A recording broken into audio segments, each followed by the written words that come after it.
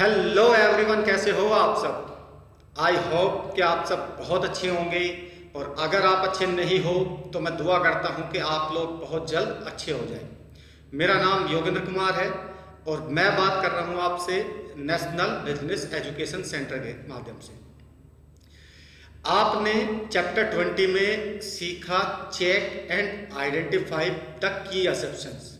ये already chapter आपको deliver हो चुका है और इसमें जो आपने सीखा था वो था कि कैसे हम चेक करें और आइडेंटिफाई करें अपनी की असम्पशंस को, क्योंकि जो बिजनेस होता है ना वो असम्पशंस के आधार पे किया जाता है। कोई भी असम्पशंस हो सकती है, आपकी असम्पशंस हो सकती है, कोई आपका आइडिया हो सकता है, कोई आपका थॉट्स हो सकता है, कोई आपके विचार हो सकते हैं, कोई आपकी क्रिएटिविटी हो सकती है, कोई नया इनोवेशंस हो सकता है, कुछ भी हो सकता है। तो जो असम्पशंस होती है आपकी, जो आपका अगर मैं बताऊं जो आपकी असम्पशंस होती है उसी के आधार पे आप बिजनेस करते हो। ठीक है, अब असम्पशंस को चेक कैसे करते हैं, कैसे उसको आइडेंटिफाई करते हैं, कौन कौन से वो तरीके होते हैं, कौन कौन से वो पॉइंट्स होते हैं, ये चीज़ें आप ऑलरेडी समझ चुके हो चैप्टर 20 के अंदर। अब इसमें जो सबसे इम्पोर्टेंट बात थी वो इम्पोर्टेंट बात थी कि टेस्ट की असम्पशंस, मतलब चैप्टर 21 जो आपको आज डिलीवर होगा उसमें हमने आपको बताया है कि चलो असम्पशंस आपने लगा ली विद एग्जांपल। आपने अपने प्रोडक्ट को लेके असम्पशंस लगा ली, आपने अपने प्रॉफिट को लेके असम्पशंस लगा ली, आपने अपने कस्टमर्स को लेके असम्पशंस लगा ली, आप मार्केटिंग कैसे करोगे वो असम्पशंस आपने लगा ली। आपने टोटली सारी असम्पशंस लगाई और उसके बाद आपने अपने काम को एग्जीक्यूशन में डालने की प्लानिंग कर दी। ठीक है, लेकिन एक बारी एग्जीक्यूशन करने से पहले उस बिजनेस के अंदर बहुत सारा पैसा डालने से पहले आपको जिस असम्पशंस के बेस पे आप अपना बिजनेस शुरू कर रहे हो, जिस असम्पशंस के आधार पे आप इतने बड़े बिजनेस की नींव रख रहे हो, उसको आपको पैसा लगाने से पहले एक बारी टेस्ट कर लेना बहुत ज़्यादा ज़रूरी होता है। क्योंकि अगर टेस्टिंग में आपका प्रोडक्ट, आपकी सर्विस, आपका सॉल्यूशन पास होता है तो डेफिनेटली आपने बहुत अच्छा प्रोडक्ट बनाया, बहुत अच्छी सर्विसेज बनाई है और बहुत अच्छे सॉल्यूशंस आप दे रहे हो अगर आप टेस्ट में पास होते हैं। और अगर आप इस टेस्ट में फेल होते हो तो समझ लेना अभी आपको और इम्प्रूवमेंट्स की ज़रूरत है, अभी आपको और मेहनत की ज़रूरत है, अभी आपको कुछ और इनोवेशन करने की ज़रूरत है, कुछ क्रिएट करने की ज़रूरत है, कुछ नया, कुछ ऐसी चीज़ों को इम्प्रूव करने की ज़रूरत है जो कस्टमर्स के सामने एज ए प्रॉब्लम वो फेस करने वाले हैं। ठीक है, तो अब इसको टेस्ट कैसे किया जाता है। हो सकता है आपके मन में हो कि चलो कि असम्पशंस तो हमारी समझ में आ गई, चैप्टर 20 में ऑलरेडी हम असम्पशंस के बारे में समझ चुके हैं, लेकिन अगर टेस्ट करने की बात आए तो उसको टेस्ट कैसे करें, कौन से वो तरीके होते हैं, कौन से वो क्रिटिकल पॉइंट्स होते हैं, किन पैरामीटर्स पे हम टेस्ट कर सकते हैं कि जो मेरा प्रोडक्ट है, जो मेरी सर्विसेज है वो बेस्ट है या उसमें कुछ इम्प्रूवमेंट्स की ज़रूरत है। ठीक है, चलिए मैं स्टार्ट करता हूँ ज़्यादा देरी ना करते हुए। हर किसी को क्या होता है, अपना प्रोडक्ट बहुत अच्छा लगता है। जैसे मान लो सपोज मैंने कोई प्रोडक्ट बनाया और मैं अपने माइंडसेट से, ठीक है, अपने इंट्यूशन से ये समझ लूँ कि यार मेरा प्रोडक्ट बहुत अच्छा है, लोगों को बहुत ज़्यादा पसंद आएगा। बट एक्चुअल में जब मैं कस्टमर्स के पास उस प्रोडक्ट को लेके जाऊँ तो हो सकता है कि कस्टमर्स को वो प्रोडक्ट इतना अच्छा ना लगे जितना मैंने अपने इंटरनल, है ना, या अपने माइंड्स में लेके चला था मैं कि भाई ये बहुत अच्छा प्रोडक्ट मैंने बनाया है, बहुत अच्छी सर्विसेज मैंने बनाई है, इससे तो कंपटीशन भी ख़त्म हो जाएगा, इससे तो बहुत बड़ा बिजनेस हो सकता है। तो ये मेरी अपनी इंटरनल असम्पशंस थी, या हो सकता है ये आपकी अपनी इंटरनल असम्पशंस हो कि आपके माइंड में कुछ चीज़ें आई, कुछ नया प्रोडक्ट के बारे में आया, नई सर्विसेज के बारे में आया, किसी सॉल्यूशंस के बारे में आया और ऑलरेडी आपने बहुत सारी असम्पशंस बनाई, चाहे वो सेल्स को लेके हो, चाहे वो प्रोडक्ट डिज़ाइनिंग को लेके हो, चाहे वो मार्केटिंग करने के लिए हो, चाहे वो प्रॉफिट के लिए हो, है ना, बहुत सारी असम्पशंस आपने लगाई बट आपने उसको टेस्ट नहीं किया। अब मैं एक चीज़ बताता हूँ, अगर मान लो आपका प्रोडक्ट आपको अच्छा लग रहा है, उसमें कोई बुराई नहीं है क्योंकि हमने मेहनत की है, बनाया है तो डेफिनेटली हमें अच्छा लगना चाहिए, लेकिन उसमें सबसे ज़्यादा इंपॉर्टेंस जो होती है फीडबैक की वो होती है कस्टमर्स की। विदाउट कस्टमर के इंटरेस्ट के, विदाउट उसको प्रॉफिट के, उसके बेनिफिट्स के आप उस प्रोडक्ट को कुछ नहीं कर सकते। आप हो सकता है ऐसा प्रोडक्ट बनाओ, ऐसी सर्विसेज बनाओ जो आपको अच्छी लगी लेकिन कस्टमर्स को अच्छी नहीं लगी, तो हो सकता है वो फ्लॉप हो जाए। आपने बहुत सारी मूवीज़ भी देखी होगी कि डायरेक्टर को लगता है कि यार ये बहुत अद्भुत होगी, तो वो जाके फ्लॉप हो जाती है। या आपने देखा होगा किसी डायरेक्टर को लगता है कि यार ये चलेगी नहीं चलेगी, जो भी है वो हिट हो जाती है। तो मेन चीज़ होता है कि आपको यही नहीं पता कि आपका प्रोडक्ट फ्लॉप होगा या हिट होगा। ये तो सिर्फ और सिर्फ आपने अजम्पशंस ली हुई है, अब इस अजम्पशंस को टेस्ट करना है। अगर आप टेस्टिंग में पास हो गई तो डेफिनेटली आपका प्रोडक्ट भी बेस्ट है और आपकी सर्विसेज भी बेस्ट है। ठीक है, अब बात करते हैं कि इसको टेस्ट कैसे करें, क्या तरीके होते हैं इसको टेस्ट करने के, कि मैं जो सोच रहा हूँ, मैं जैसा मान रहा हूँ, क्या सामने वाले को मैं कन्विंस कर पाऊंगा, क्या सामने वाला मेरी बात से सहमत होगा, क्या सामने वाला मेरे प्रोडक्ट को यूज़ करेगा, मेरी सर्विसेज को यूज़ करेगा और उसके बदले मुझको पैसा देगा जो भी मैंने प्रोडक्ट्स बनाया है। तो ये चीज़ें आपको पहले ही टेस्ट करनी होगी। आप बाद में टेस्ट नहीं कर सकते कि चलो पहले मैं कॉस्ट लगा देता हूँ, प्रोडक्शन की मशीनें मंगा लेता हूँ, सब चीज़ें आपने इकट्ठी कर ली, आपने 2, 4, 5 लाख रुपए 10 लाख रुपए लगाए अपने बिजनेस में और मार्केट में जाके आप फ्लॉप हो गए, तो डेफिनेटली आपको बहुत ज़्यादा लॉसेस हो जाएगा। तो पैसा लगाने से पहले आपको अपनी अजम्पशंस, अपने बिजनेस आइडियाज़, अपने प्रोडक्ट को टेस्ट कर लेना बहुत ज़्यादा ज़रूरी है। और वो भी किसके according to customer requirement, customers की रिक्वायरमेंट के अकॉर्डिंग आप उस अजम्पशंस को, उस प्रोडक्ट को, उस सर्विसेज को टेस्ट कर लें। ये आपके लिए बहुत ज़्यादा प्रॉफिटेबल रहेगा। अब चलते हैं कि टेस्ट करना कैसे है, टेस्ट करते कैसे।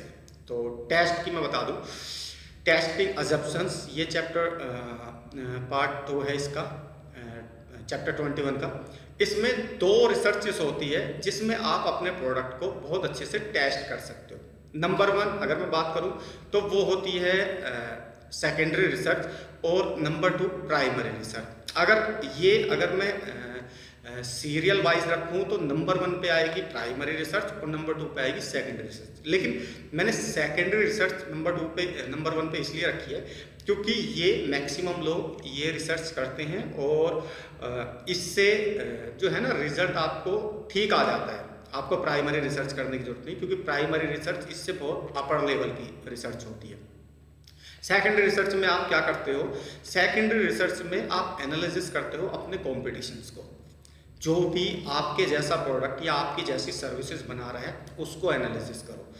उससे रिलेटेड जो भी आपका प्रोडक्ट है उससे रिलेटेड कुछ मार्केट में चल रहा है तो उसके ब्रोशर पढ़ो, उसकी बुक हो उस बुक को पढ़ो, उसके कोई कैटलॉग्स हो उसको पढ़ो, या मार्केटिंग करने का जो उनका तरीका था या वो जो वैल्यू प्रपोजिशन दे रही हैं उनको सही से जानो, सही से चेक करो।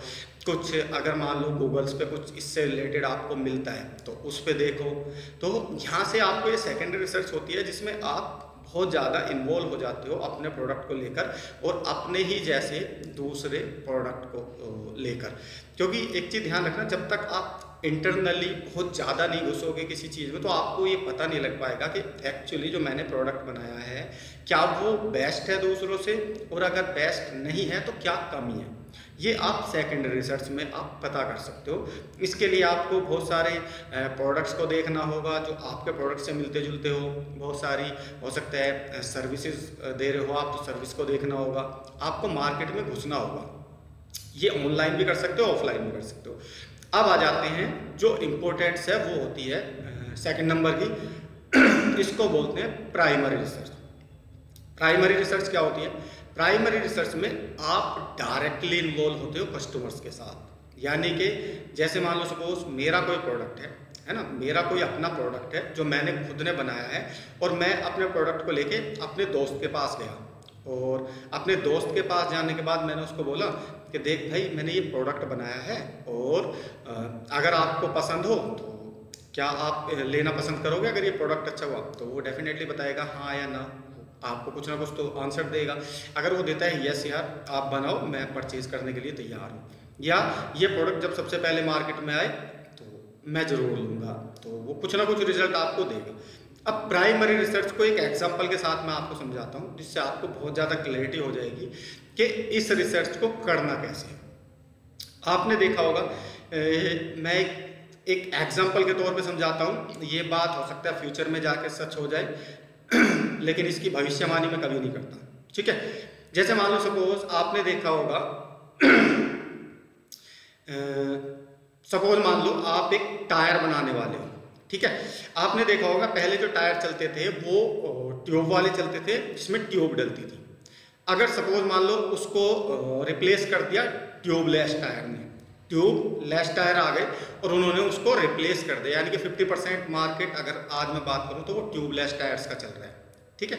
अब नेक्स्ट अगर आप क्रिएटिव है, आप बहुत ज़्यादा इनोवेटेड हैं, आप बहुत सोच समझ के फैसला लेते हो, कुछ नए प्रोडक्ट मार्केट में लॉन्च करने वाले हो जिससे पूरा का पूरा मार्केट आप खुद कैप्चर करना चाहते हो, अगर आपका माइंडसेट इस तरह का है और आपने सोचा कि चलो मैं एक ऐसा टायर बनाता हूँ जिसमें पिंचर का झंझट ही खत्म है, वो ट्यूबलेस हो या ट्यूब वाला हो, मैं इन दोनों को ख़त्म कर देता हूँ। मैं ऐसा टायर इनोवेट करता हूँ जिसमें कभी पिंचर ही नहीं होगा, वो घिस के ख़त्म हो जाएगा, वो ज़ीरो हो जाएगा, बट उसमें कभी पिंचर नहीं होगा।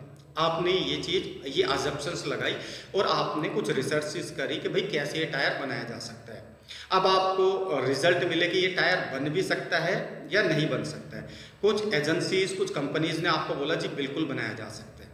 यहाँ पे आपको क्या मिला, आपको सहमति मिली कि ये टायर बन सकता है, लेकिन इसकी कॉस्टिंग बहुत ज़्यादा आएगी। विद एग्जांपल कि बन तो सकता है बट कॉस्टिंग बहुत ज़्यादा आएगी, पैसा बहुत ज़्यादा लगेगा। जो टायर एटलीस्ट मान लो 1400, 1500, 2000 तक होता है, इसकी कीमत जस्ट डबल हो जाएगी, यानी कि 4000 हो जाएगी। तो अभी आपको कीमत पे नहीं जाना, क्योंकि कीमत तो कस्टमर्स को अगर चीज़ अच्छी मिलेगी तो कीमत से वो कभी नहीं पीछे हटता। उसको कीमत से लेना देना, उसको वैल्यू से लेना देना होता है, उसको उस बेनिफिट से लेना देना होता है जिससे वो परेशान रहता है, ठीक है।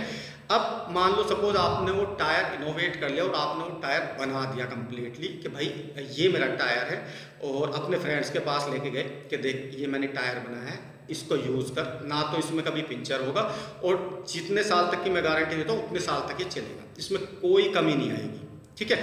अब आपका दोस्त क्या बोलेगा कि यार अगर ऐसा टायर आपने बनाया तो सबसे पहले मुझको देना, ये ले पैसे, अगर ऐसा टायर बनाया है। अब यहाँ पे क्या हुआ, यहाँ पे वो ऑलरेडी पैसा देने के लिए तैयार हो गया कि यार अगर ऐसा टायर है तो 4000 का, मुझे कोई दिक्कत नहीं, बट पिंचर नहीं होना चाहिए उसमें, मुझे प्रॉब्लम्स नहीं आनी चाहिए किसी भी तरह की, वो बिल्कुल फ्लैट हो जाए, उसमें कुछ भी हो जाए चेंज करवा लूँगा मैं, रिम पे कोई इफेक्ट नहीं आएगा, जो आपकी लाइफ लाइन है उस लाइफ लाइन से पहले ही मैं उसको चेंज करा दूंगा, बट पिंचर नहीं होना चाहिए उसमें। ट्यूबलेस में भी पिंचर हो जाता है और ट्यूब वाले में पिंचर हो जाता है, और आपने इस प्रॉब्लम्स को ख़त्म कर दिया, ठीक है। तो यहाँ पे आपने क्या किया, एक नया मार्केट अपने लिए कैप्चर कर लिया, एक बिल्कुल न्यू मार्केट। यहाँ पे कोई कंपटीशन नहीं है, कोई किसी तरह की कोई दिक्कत नहीं है। जिस बच्चे को भी, जिस बंदे को भी ये प्रोडक्ट लेना होगा वो किससे लेगा, वो आपसे परचेज करेगा, और एटलीस्ट आपने ऐसा प्रोडक्ट बनाया है जो बिल्कुल नया है, जो बिल्कुल न्यू इनोवेशन है, और आपके माइंड से निकली हुई चीज़ें, आपके सिवा उस फॉर्मूले को जानता भी कोई नहीं है। हाँ, आपके बनाने के बाद ऐसा हो सकता है कि मार्केट में 2-3 कंपटीशन आ जाए कि वो आपके टायर को कॉपी कर ले, या आपसे मिलता हुआ कोई फॉर्मूला लगा के और आपके जैसा ही टायर इनोवेट कर ले, लेकिन फिलहाल कोई नहीं है। तो फिलहाल आपके लिए मार्केट बिल्कुल ज़ीरो कंपटीशन का है, और आप इसको जितना चाहो उतना कवर कर सकते हो। तो ये होती है प्राइमरी रिसर्च कि भाई आपने प्राइमरी रिसर्च करी अपने बिजनेस को लेके, आप बनाना क्या चाहते हो, क्यों बनाना चाहते हो। अच्छा, उसकी कॉस्टिंग ऑलरेडी जब आप प्राइमरी रिसर्च करोगे तो उसकी कॉस्टिंग भी निकल जाएगी कि महंगा पड़ेगा या सस्ता पड़ेगा या कितना पड़ेगा। तो प्राइमरी रिसर्च में ये चीज़ें भी आप अपने क्लाइंट्स को बता सकते हो कि सर ये थोड़ा महंगा पड़ेगा आपको, उसकी गारंटी मेरी रहेगी बट ये थोड़ा महंगा पड़ेगा, तो क्या आप लेना चाहोगे। वो यस बोलेगा या नो बोलेगा, वो जो भी बोलेगा वो आपको नोट डाउन करना है। और डेफिनेटली जब कोई ऐसी चीज़ आप मार्केट में लेके आते हो ना जो किसी बर्निंग प्रॉब्लम्स का परमानेंट ही सोल्यूशन दे दे, तो उस टाइम तो बंदा, मैक्सिमम बंदे मना नहीं करेंगे, क्योंकि अगर मैं बाइकर्स की बात करूं तो बाइकर्स लवर्स बहुत ज़्यादा सिर्फ इसी चीज़ से परेशान रहते हैं कि कभी भी कहीं पे भी उनकी बाइक पंचर हो जाती है, और आपने उस प्रॉब्लम्स का अगर सोल्यूशन दिया, परमानेंट ही उसका सोल्यूशन दे दिया कि पंचर हो गई नहीं, ये टायर है इसको यूज़ करो, पंचर नहीं होगा, मेरी गारंटी है। आप क्या टेक्नोलॉजी उसमें लगाओगे, कितना खर्चा उस इनोवेशन, उस रिसर्च में करोगे, क्या क्या करोगे आप उसको बनाने के लिए, कितने धक्के खाओगे, वो सारा प्राइमरी रिसर्च में आता है।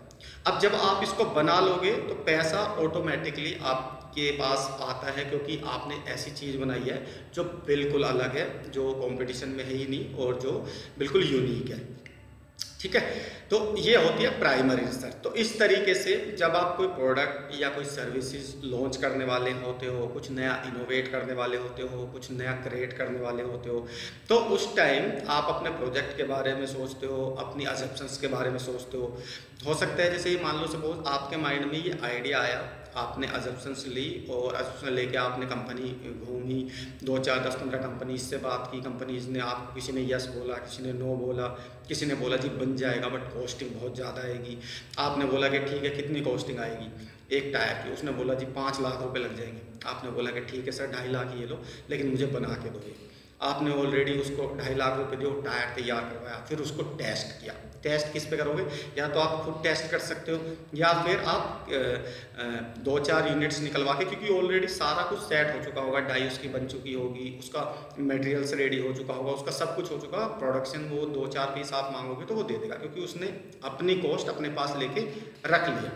अब जब उसकी टेस्टिंग होगी तो टेस्टिंग में पता लगेगा क्या जो बात आप बोल रहे हो वो सही है या गलत। अगर वो सही हुई, वो बात बिल्कुल सच्ची हुई और आपने ये ऐसा इनोवेशन कर दिया, ऐसी क्रिएटिविटी कर दी जो बिल्कुल इस प्रॉब्लम्स का ख़त्म ही कर दे, इस प्रॉब्लम्स को जड़ से साफ ही कर दे, तो डेफिनेटली आपके पास कभी भी ना तो पैसों की कमी रहेगी और ना ही आपका प्रोडक्ट ऐसा बनेगा कि कोई परचेज ना करे। ठीक है, तो ये एक एग्जाम्पल के साथ मैंने आपको समझाया है। अब हम बात कर लेते हैं method of conducting primary research. Primary research को कंडक्ट करने के लिए जो मेथड होते हैं वो, जैसे मैंने आपको बताया, सेल्फ रिसर्च, ये या तो आप खुद कर सकते हो। प्राइमरी खुद मतलब अपने आप जा के, जैसे मान लो टायर की बहुत सारी एजेंसीज आपके कस्बे में होगी, आपके शहरों में होगी, उन पे जाके आप बात कर सकते हो कि सर मैंने एक ऐसा टायर इनोवेट किया है जिसमें पंचर नहीं होता, ये ट्यूबलेस से ज़्यादा बेहतर है और इसकी लाइफ भी बहुत ज़्यादा है और इसमें सबसे अच्छी जो क्रिटिकल पॉइंट्स है वो होता है कि इसमें पंचर कभी नहीं होगा, ये खिंच जाएगा, ख़त्म हो जाएगा, बट इसमें पंचर कभी नहीं होगा। तो जब आप उनसे मिलते हो और उनको आपका प्रोडक्ट पसंद आता है तो डेफिनेटली वो आपसे बोलेंगे कि ठीक है सर, आप जब पहला वो बनाओ, जब पहला प्रोडक्शन निकालो तो उसके में 20 टायर या 10 टायर उसको दे देना। ये आपके प्री ऑर्डर होते हैं जो पहले आपको मिल चुके होते हैं। ठीक है, तो इस तरीके से ये रिसर्च की जाती है, इसमें आप खुद जाते हो। दूसरा तरीका है कि आप कोई एक्सटर्नल एजेंसी हायर कर लो, एक्सटर्नल या कोई आउटसोर्स जो रिसर्चेस करती हो, जो ये रिसर्च कर सके, ये बता सके कि कितने जो आपके शहर में कितनी एजेंसीज ऐसी है, कितनी बाइक्स की दुकान इतनी है ऐसी है जो इस तरह का टायर यूज़ कर सकती है या यूज़ करने के लिए रेडी है।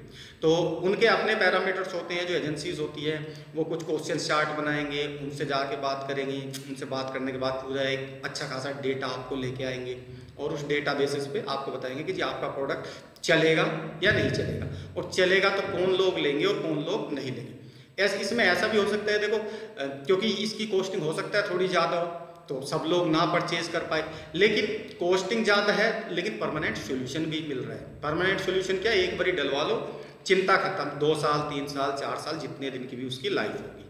तो यहाँ पे ऐसा नहीं है कि आपको रिजल्ट नहीं मिलेगा, रिजल्ट मिलेगा भाई। जिसकी पॉकेट में थोड़ा कॉस्टली है तो पॉकेट से पैसा भी ज़्यादा जाएगा और जिसको ये चीज़ लेनी होगी वो लेगा। ठीक है, बात महंगे की या सस्ते की नहीं है, आपने प्रोडक्ट क्या बनाया है, आपने सर्विस क्या दी है, आपने सॉल्यूशंस क्या दिया है, मेन पॉइंट वो होता है। तो ये 2 तरीके होते हैं प्राइमरी रिसर्च के एग्जीक्यूशन के। अब चलते हैं parameter for consumer belief. Consumer belief क्या होता है कि भाई कंज्यूमर बिलीव्स में जैसे मान लो आपने रिसर्च कराई, आपने रिसर्च कराई, रिसर्च कराने के बाद आपके पास डेटा जब कलेक्ट होके आता है, या तो आपने खुद की या किसी एजेंसी के थ्रू कराई, जब डेटा आपके पास आता है तो डेटा में आपको क्या नोटिस करना है, क्या ध्यान रखना है, ये समझो। पहला आपको ध्यान रखना है क्या कुछ पार्टीज प्री पे करने के लिए तैयार है। प्री पे मतलब कि भाई ठीक है यार, पहला लोट आएगा तो आप 10 यूनिट्स मुझको भेज दो और ये लो पैसा, है ना।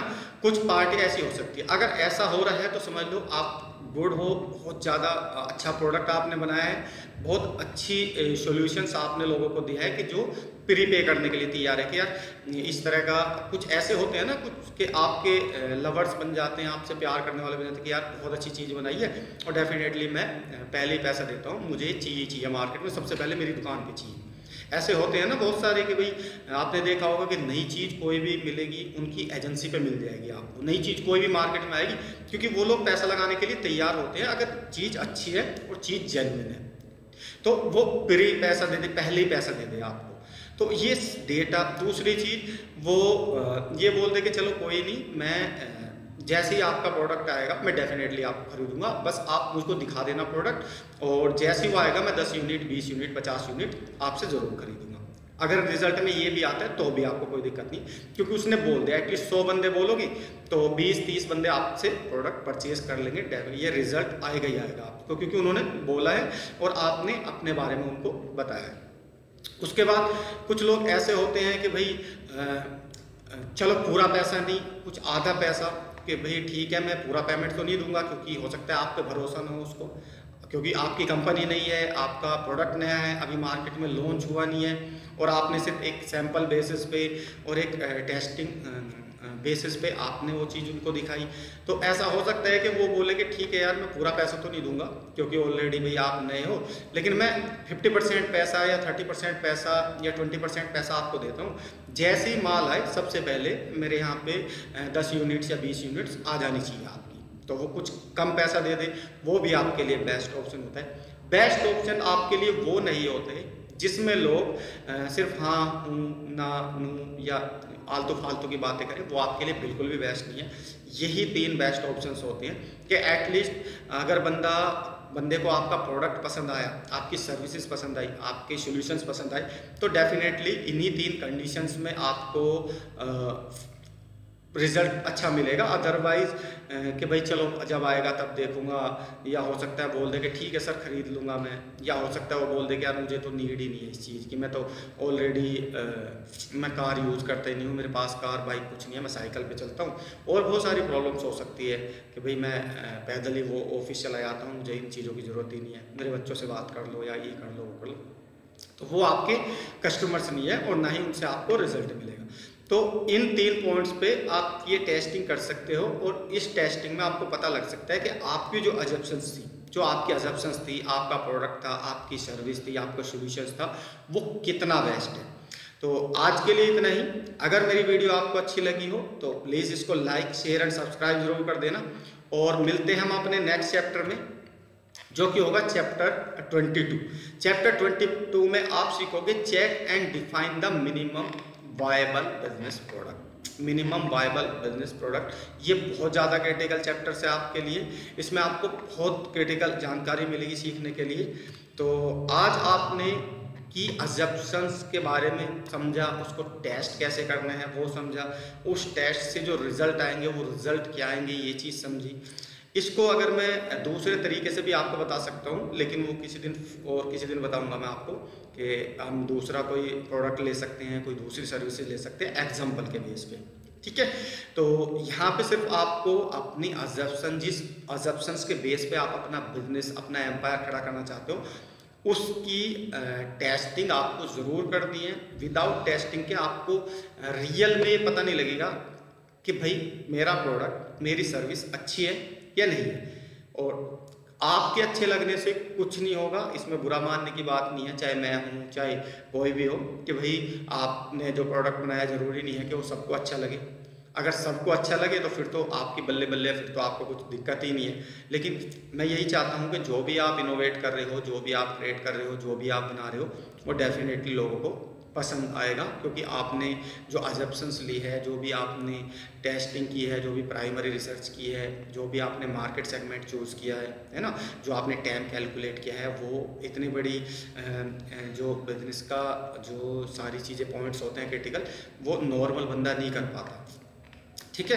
तो जब बंदा इस लेवल पे आ जाता है, अजम्पशन टेस्टिंग पे आ जाता है, तो डेफिनेटली उसने बहुत सारे रिसर्च करके ही वो अजम्पशन को टेस्ट करने गया है, अदरवाइज वो फर्स्ट स्टेज पे अजम्पशन टेस्ट नहीं करता है ना। इससे पहले भी ऑलरेडी मैंने आपको 20 चैप्टर्स डिलीवर कर चुका हूँ, तो पहले से लेके वो 20 चैप्टर तक कहीं पे भी अजम्पशंस को टेस्ट करने की बात नहीं आती। प्राइमरी रिसर्च की बात कई जगह आएगी, लेकिन अजम्पशन टेस्टिंग फाइनली जब एग्जीक्यूशन में मामला जा रहा हो, जब एग्जीक्यूशन की ओर आप बढ़ रहे हो, है ना, तो वहाँ पे काम आता है। एक चीज़ और ध्यान रखना, आजकल के बच्चों में बहुत ज़्यादा जोश होता है, बहुत ज़्यादा जल्दबाजी कर देते हैं वो काम करने की, कि भाई फटाफट ये भी शुरू कर रहा है, वो भी शुरू कर रहा है, उसने इतना कर लिया, उसने उतना कर लिया, और मैं भी फटाफट शुरू कर लेता हूँ। तो ऐसे बंदे क्या करते हैं, जल्दबाजी में अजम्पशंस लेना भूल जाते हैं कि भाई मेरी अजम्पशंस क्या है, किस बेसिस पे मैं अपना स्टार्टअप शुरू कर रहा हूँ। फिर दूसरी चीज़, चलो अजम्पशंस भी उन्होंने ले ली, तो उसको टेस्ट नहीं करते जल्दबाजी में, तो उसमें चांसेस रहते हैं आपके 95% बिजनेस डूबने के। 95%। आप कोई परचून की दुकान तो खोल नहीं रहे हो कि एटलीस्ट भाई चलो परचून की दुकान में भी उसमें सामान जाएगा ही जाएगा। अगर मान लो आप कहीं पे किसी भी कस्बे में वहाँ 20 दुकानें हैं, तो एक दुकान तुम्हारी बढ़ जाएगी, तो उस पर भी 2, 4, 10, 20 ग्राहक आ ही जाएंगे दिन के, तो वो कोई उसकी बड़ी बात नहीं होती। या आपने किसी मार्केट में कपड़े की दुकान खोल ली, तो डेफिनेटली आपके पास भी 10-20 ग्राहक आ ही जाएंगे।